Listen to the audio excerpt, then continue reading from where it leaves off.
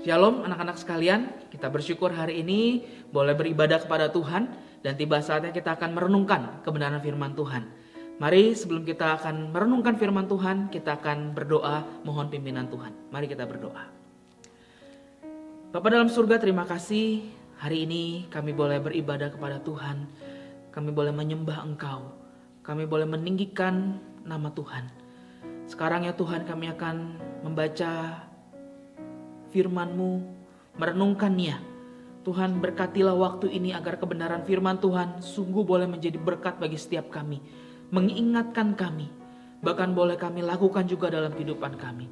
Karena itu ya Tuhan, berikan kami hikmat supaya kami bisa memahami firman-Mu. Berikan hikmat juga kepada hamba-Mu yang akan menyampaikannya ya Tuhan. Roh Kudus mengurapi setiap kami. Berkati waktu pemberitaan firman-Mu pada hari ini ya Tuhan. Di dalam nama Tuhan Yesus kami berdoa dan mengucap syukur. Amin.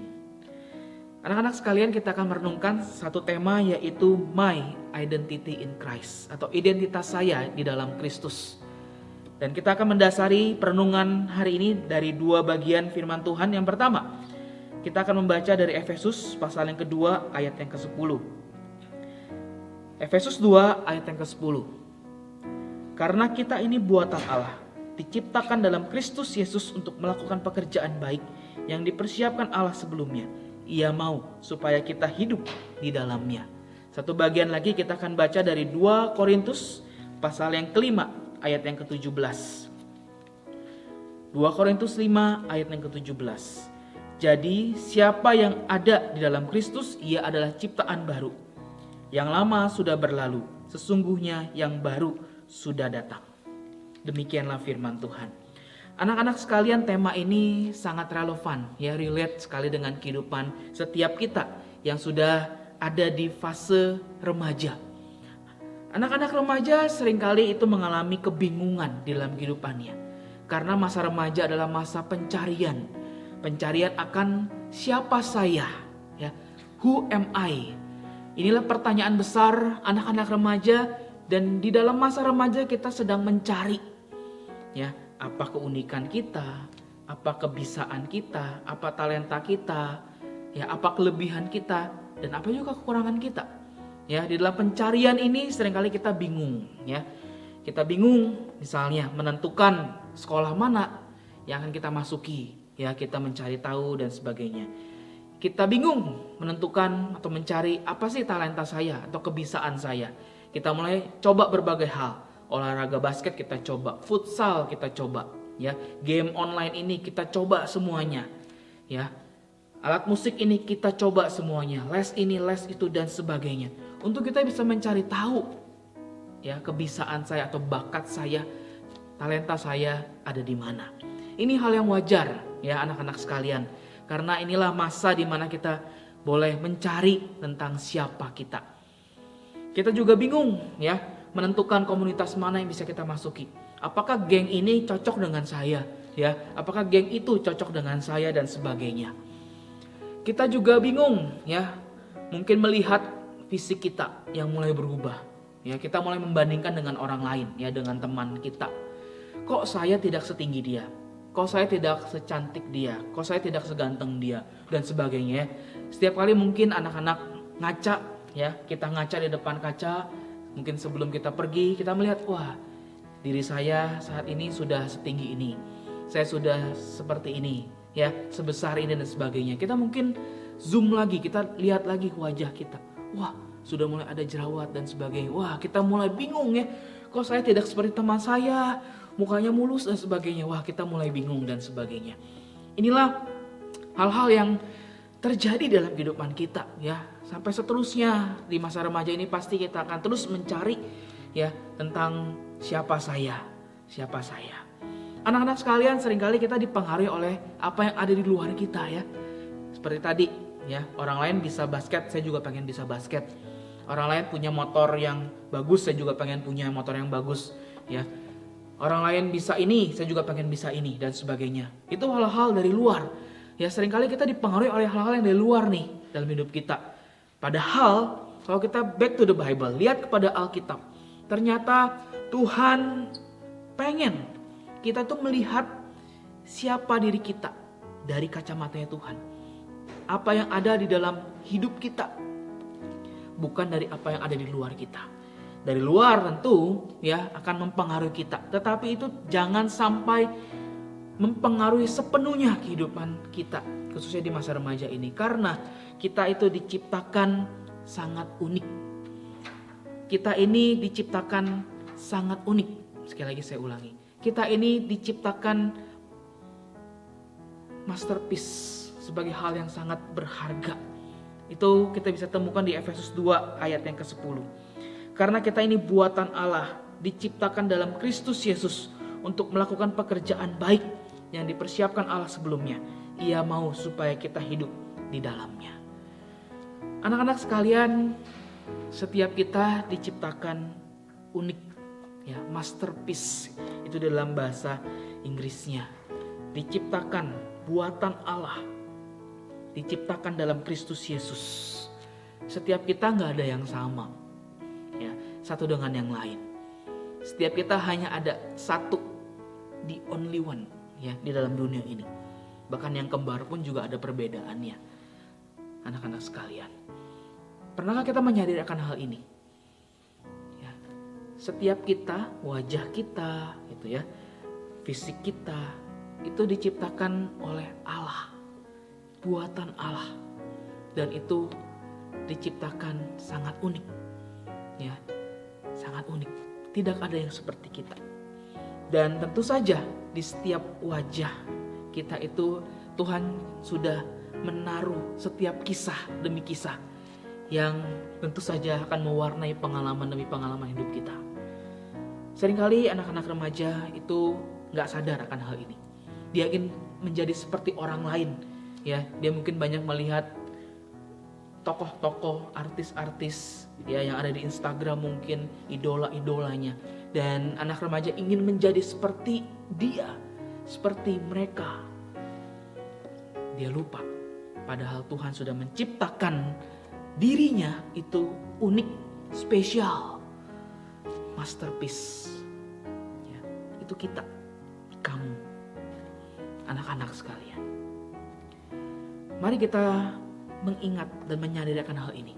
Setiap kita itu pribadi yang unik, pribadi yang unik, yang Tuhan ciptakan dengan begitu luar biasa. Kalau kita ngaca nanti ya, kita lihat, wah, bagian tubuh kita dari atas sampai yang ke bawah, itulah hasil karyanya Tuhan. Ciptaan Tuhan yang sangat berharga. Bahkan Tuhan sudah menetapkan setiap kita, ya, menentukan setiap kita saat ini. Dan Tuhan sudah mempersiapkan masa depan bagi setiap kita saat ini. Tugas kita memang mencari, menemukan. Karena itu di dalam pencarian kita, jangan pernah jauh daripada Tuhan.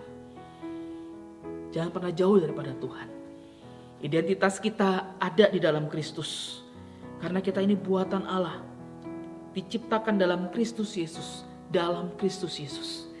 Jangan pernah hidup di luar Kristus, anak-anak sekalian. Ya. Hidup di luar Kristus akan membuat kita susah, gitu ya. Mungkin kita lihatnya enak, tapi ujung-ujungnya susah, anak-anak sekalian, ya. Karena hidup kita ada di dalam Kristus, identitas kita ada di dalam Kristus. Kita ini berharga di mata Tuhan. Yesaya di dalam suratnya, ya, dia menuliskan di dalam Yesaya 43. Yesaya 43 itu menuliskan kepada setiap kita bahwa kita ini berharga. Itu dari ayat yang keempat. Yesaya 43 ayat yang keempat. Oleh karena engkau berharga di mataku dan mulia, dan aku ini mengasihi engkau, maka aku memberikan manusia sebagai gantimu dan bangsa-bangsa sebagai ganti nyawamu. Ya, ini menegaskan kepada setiap kita bahwa kita ini berharga. Kita ini mulia, dan aku ini, Tuhan itu mengasihi setiap kita. Maka ya, Tuhan rela datang ke dalam dunia ini untuk menebus setiap dosa kita. Bayangkan, ya, ini kasih yang luar biasa yang Tuhan berikan kepada setiap kita. Kalau Tuhan gak mengasihi kita, buat apa ya Dia datang ke dalam dunia ini untuk menebus dosa-dosa kita. Biarkan saja ya kita itu hidup dalam dosa dan kita binasa. Tentu enggak. Karena kita ada di dalam Kristus. Karena kita ini buatan Allah ya. Dan kita sangat dikasihi oleh Tuhan Yesus. Inilah yang harusnya menjadi ingatan bagi setiap kita. Selanjutnya, anak-anak sekalian, di dalam 2 Korintus 5 ayat yang ke-17, kita sudah ada dalam Kristus, dan di dalam Kristus kita adalah ciptaan baru. Ciptaan baru, yang lama sudah berlalu, sesungguhnya yang baru sudah datang. Ya, kita sudah ada dalam Kristus berarti kita adalah orang-orang percaya. Kita sudah berada di dalam kuasanya Tuhan, anugerah Tuhan, sehingga hidup kita ini selalu dipandang baru oleh Tuhan. Berbeda dengan setiap kita, ya. Ada contoh seperti ini. Kita yang baru saja diberikan handphone baru atau laptop baru, ya. Di masa pandemi ini, di HBL kita pasti kita banyak menggunakan handphone atau laptop kita, ya. Wah, bayangkan kita punya handphone baru dan laptop baru. Saya yakin kita pasti akan menjaga dengan baik. Jangan sampai kotor, ya, lecet, jatuh dan sebagainya. Ya, kita rawat, kita jaga baik-baik supaya dapat berfungsi dengan baik dan dapat mendukung akan studi kita dan sebagainya. Anak-anak sekalian, bayangkan kalau handphone atau laptop kita sudah lama, ya mungkin sudah 1 tahun, 2 tahun kita pakai, mungkin kita sudah menganggap itu baru lagi. Ya, kita sudah mulai sembarangan, kita bisa taruh dengan sembarangan, kita bisa bawa dengan sembarangan, ya. Tangan kita mungkin agak berminyak juga kita pakai aja, kita gunakan saja untuk kita menyalakan laptop dan sebagainya. Ya, berbeda ketika barang-barang itu masih baru. Betul ya? Nah, di mata Tuhan, setiap kita itu selalu dipandang sebagai hal yang baru. Ya, ciptaan baru. Karena itu kita pasti akan selalu dijaga, dirawat, dikasihi oleh Tuhan kita. Bahkan di saat-saat mungkin kita merasa diri kita kotor, ya, karena kita mungkin hidup di dalam dosa, jatuh di dalam dosa, melakukan dosa-dosa yang sama lagi, ya, sudah mengambil komitmen di hadapan Tuhan, Tuhan saya mau meninggalkan dosa ini, kita melanggar lagi komitmen kita dan sebagainya. Bukankah tangan Tuhan selalu terbuka menerima kita kembali? Ya, bukankah Tuhan tidak pernah kurang kasihnya terhadap setiap kita? Ya, walaupun seringkali kita mendukakan hatinya, kita melakukan dosa-dosa yang sama, Tuhan tidak pernah mengurangi kasihnya. Boleh dikatakan kasih itu selalu 100% gitu ya. Tidak pernah berkurang sedikit pun. Berbeda dengan kasih manusia. Karena kasih Tuhan itu selalu diberikan kepada setiap kita. Dan Tuhan selalu memandang kita sebagai ciptaan yang baru. Tuhan selalu memberikan kita kesempatan untuk kita boleh berbalik lagi kepadanya. Dekat lagi kepadanya. Mengalami perubahan demi perubahan lagi dalam kehidupan setiap kita. Anak-anak sekalian, inilah identitas kita di dalam Tuhan. Kita berharga. Kita ini buatan Allah. Kita ini unik. Kita ini spesial. Tidak ada yang seperti kita. Bukankah hal ini cukup untuk kita boleh terus menjalani kehidupan kita sebagai anak-anak remaja Kristen yang punya Tuhan Yesus di dalam hidupnya. Kita memandang sekeliling kita, ya orang punya kelebihan juga, saya juga punya kelebihan. Tidak merasa minder, tidak merasa tidak percaya diri, ya. Tapi kita boleh confident karena kita adalah anak Tuhan. Identitas kita ditentukan karena kita ada di dalam Kristus. Kita ciptaan baru. Kita ini spesial, kita ini unik. Kiranya perenungan ini boleh menjadi satu refleksi bagi teman-teman, bagi anak-anak sekalian. Ya, baik setelah mendengarkan renungan ini ataupun setiap harinya, mari kita ingat. Ataupun ketika kita bergumul dengan kepercayaan diri kita, ya, kita mungkin mengalami kebingungan, kita mungkin mengalami ketidakpercayaan diri. Ingat firman Tuhan ini. Kita ini buatan Allah. Masterpiece. Tuhan buat kita ini sempurna. Unik, spesial. dan kita adalah ciptaan baru. Anak-anak yang sudah percaya kepada Tuhan Yesus Kristus, kita sudah ada di dalam keluarga kerajaan Allah. Kita sudah diciptakan baru. Jangan sia-siakan karya Kristus yang sudah dinyatakan kepada setiap kita. Kasih yang besar yang sudah dinyatakan kepada setiap kita. Dan biar kita boleh terus mengingat akan hal ini. Sehingga sepanjang hidup kita, khususnya di masa remaja ini, kita boleh menyadari bahwa saya adalah pribadi yang unik, yang spesial, dan ciptaan baru di dalam Kristus Yesus. Inilah identitas kita sebagai anak-anak Tuhan. Kiranya Tuhan memberkati anak-anak sekalian. Tuhan Yesus memberkati dan kita terus belajar, terus semakin serupa dengan Tuhan. Amin. Mari kita berdoa. Bapa dalam surga, terima kasih untuk kebenaran firman-Mu yang boleh kami renungkan hari ini ya Tuhan. Tuhan, kiranya Engkau terus menolong setiap kami di dalam kami mencari tentang siapakah diri kami. Mungkin ada kalanya kami mengalami ketidakpercayaan diri. Kami mengalami kebingungan, kami mengalami keminderan dalam hidup kami. Mungkin kami tergoda untuk membandingkan diri kami dengan orang lain. Kami tergoda untuk melihat teman kami atau sahabat kami yang kami anggap lebih baik.